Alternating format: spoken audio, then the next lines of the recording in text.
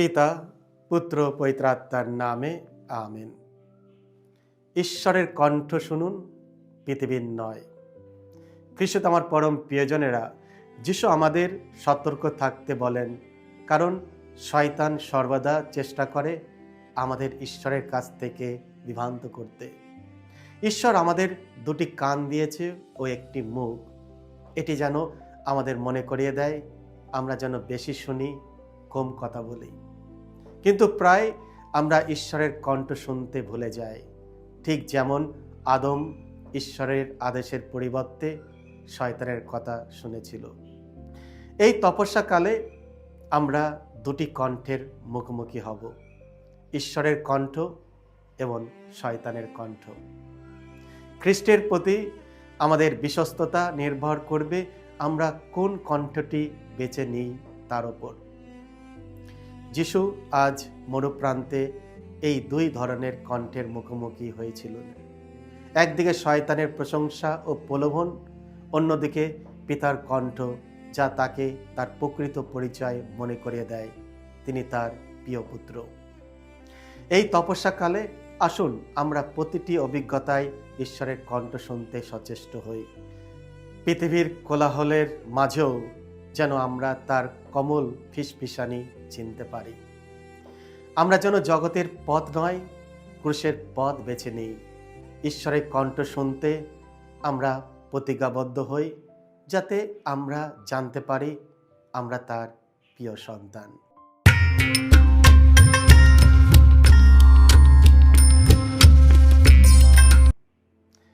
খ্রিস্ট আমার পরম প্রিয়জনেরা, আজ ফেব্রুয়ারি মাসের 22 তারিখ, তপস্যাকালের প্রথম রবিবার।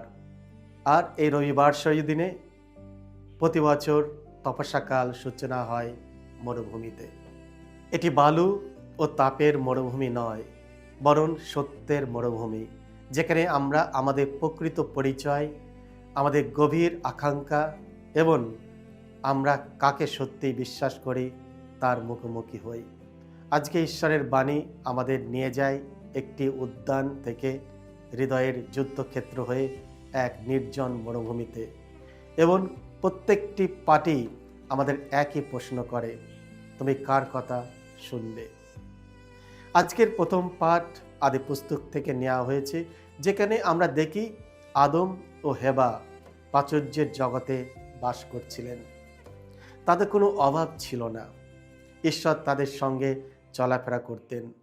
তারা নিরাপদ, যত্নে আবৃত, ভালোবাসায় পূর্ণ ছিলেন। কিন্তু শয়তান তাদের এই সুখ পছন্দ করল না। আসলো সাপের বেশ ধরে তাদেরকে প্রলোভন দেখাতে। সাপের প্রলোভন ছিল শুষ্ক কিন্তু বিধ্বংসী।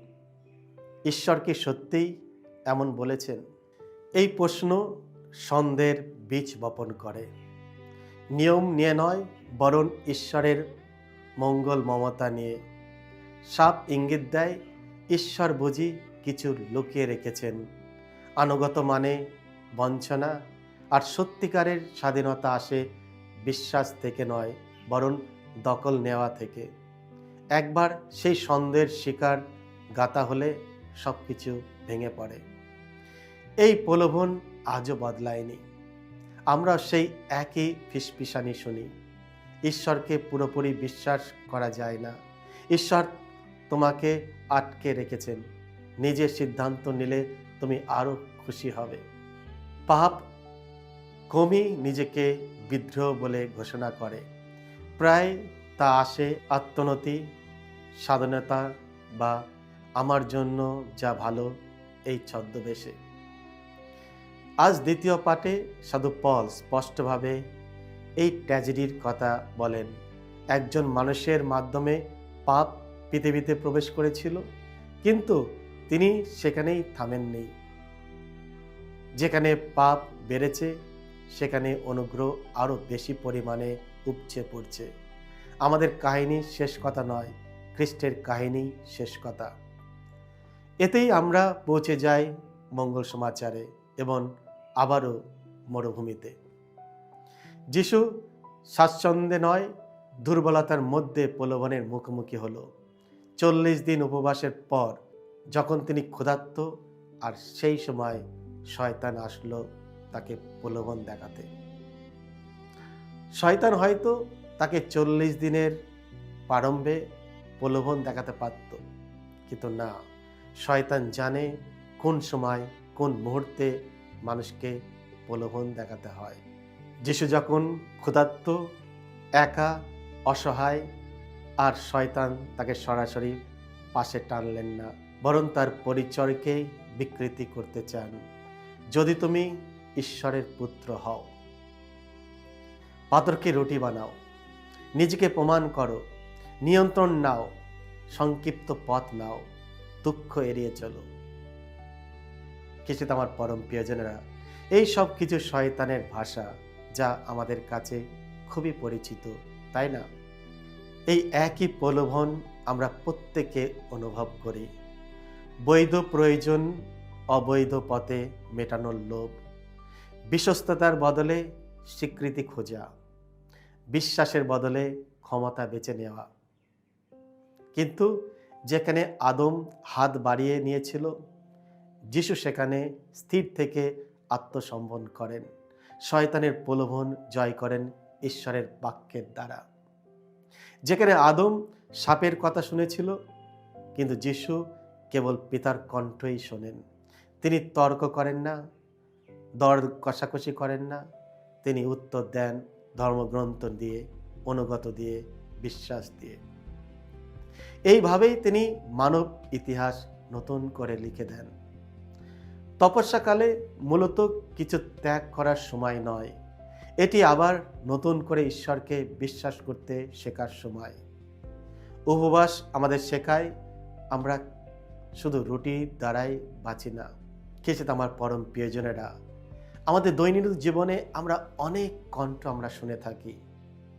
প্রার্থনা আমাদের জীবনকে ঈশ্বরের কণ্ঠের চারিপাশে পুনরায় কেন্দ্রভূত করে, অসংখ্য প্রতিযোগী কণ্ঠের বদলে। দান আমাদের সেই নিমন্ত্রণের মোহ থেকে মুক্ত করে, যা আমরা ধরে রাখতে চাই।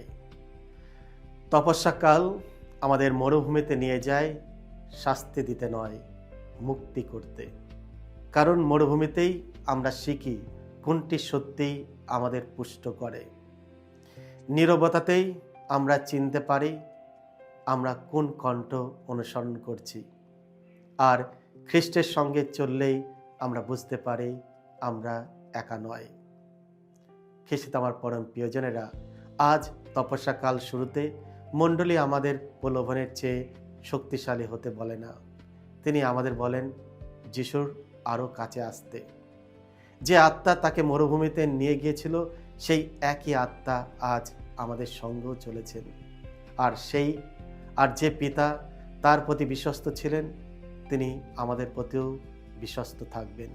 খ্রিস্ট আমার পরম প্রিয়জনেরা, তাই এই উপবাস কাল হোক এক প্রত্যাবর্তন, অবিশ্বাস থেকে বিশ্বাসে, দখল থেকে আত্মসমর্পণে, মিথ্যা শোনা থেকে ঈশ্বরের কণ্ঠ শোনাতে। মরুভূমি শেষ কথা নয়, ঈশ্বরের অনুগ্রহই শেষ কথা। সকলকে জয় যিশু। ঈশ্বর আপনাদের সকলকে আশীর্বাদ করুন।